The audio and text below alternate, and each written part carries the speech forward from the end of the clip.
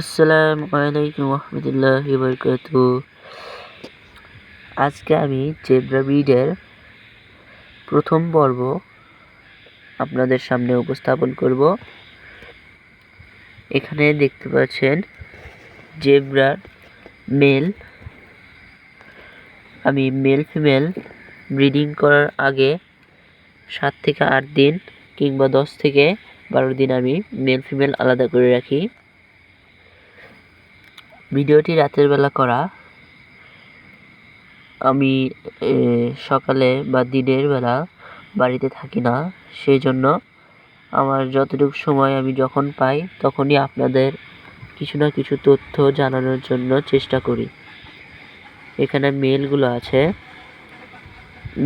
এই জেব্রা কিংবা টেট্রা ব্রিডিংয়ের প্রথম পর্বই হচ্ছে মেল ফিমেল আলাদা এবং তাদেরকে ভালো খাবার, লাইভ ফুড ইত্যাদি দেওয়া, যাতে মাছের রেণু কিংবা মাছে ভালো ফলাফল পাওয়া যায়। এবং আমি ফিমেলও আলাদা করে রেখেছি এই সাইডেই পাশের ট্যাঙ্কে। এই যে এখানে ফিমেলগুলো, এই যে ফিমেলগুলো ফুল লোডেড। আমি একটু দেখানোর চেষ্টা করি। আবার আমাদের এদিকে একটু খুব বৃষ্টিপাত হচ্ছে, সেই সমস্যায় আমাদের অনেক ভাই মাছ চাষিরা ভুগছে। এই বৃষ্টি একটি খুবই ক্ষতিকর একটি জিনিস। যখন বৃষ্টির পানিটা ট্যাঙ্কের ভেতরে পড়ে, পানির অক্সিজেন লেভেলটা খুবই কমে যায়, তখনই মাছের একটু সমস্যা হয়ে যায়।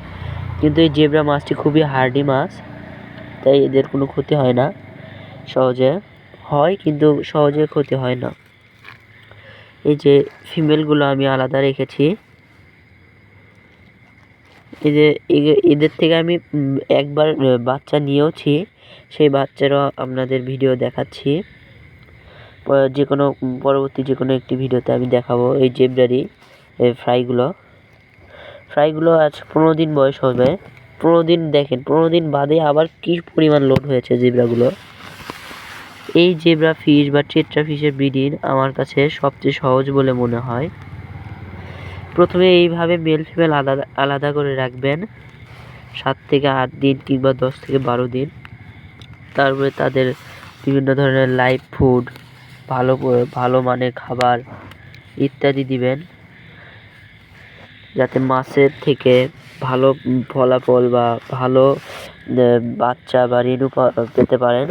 এই মেল ফিমেল আলাদা এবং এদের লাইভ ফুড দেওয়ার কারণ একটাই, এদের থেকে খুব ভালো পরিমাণে ডিম বা রেণু পাওয়া যাবে এবং বাচ্চাগুলোর কোয়ালিটিও খুব ভালো হবে। এটাই আসল মূল বা কারণ।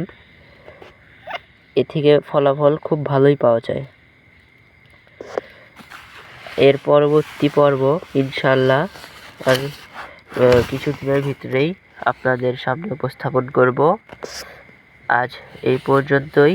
আমার কোনো কথায় ভুল ত্রুটি হয়ে থাকলে আমাকে ক্ষমা করে দিবেন এবং আমার যদি কোনো ভুল হয় আপনারা আমাকে জানাবেন। আমি এখনও অনেক কিছু শিখিনি, আপনারা আমাকে একটু শেখাবেন এবং আমাকে সহযোগিতা করবেন ইনশাল্লাহ। আসসালামু আলাইকুম রহমতুল্লাহ।